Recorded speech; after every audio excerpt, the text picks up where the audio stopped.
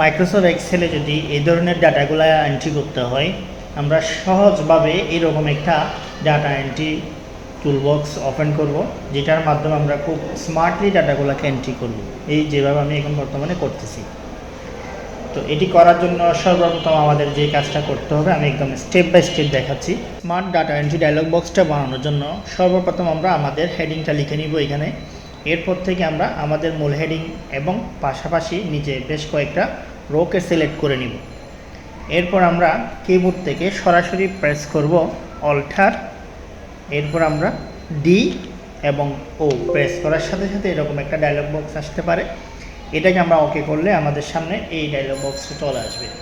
আমরা এখানে এখন আমাদের ডাটাগুলো এন্ট্রি করব। যেমন আমি লিখব কম্পিউটার, এরপরে ট্যাব দিয়ে নিচের ঘরে চলে আসলাম। এখানে আমি প্রাইস লিখলাম 50,000, এরপরে ট্যাব দিয়ে নিচের ঘরে চলে আসলাম।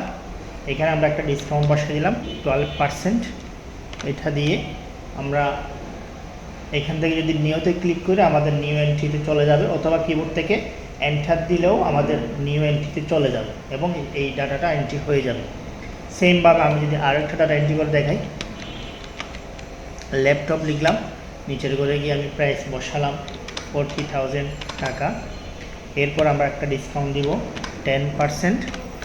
এরপর আমি যদি নিউ বা এন্টারে ক্লিক করি, এখানে সাথে সাথে ডাটাগুলো এন্ট্রি হয়ে যাচ্ছে আমাদের মূল শিটে।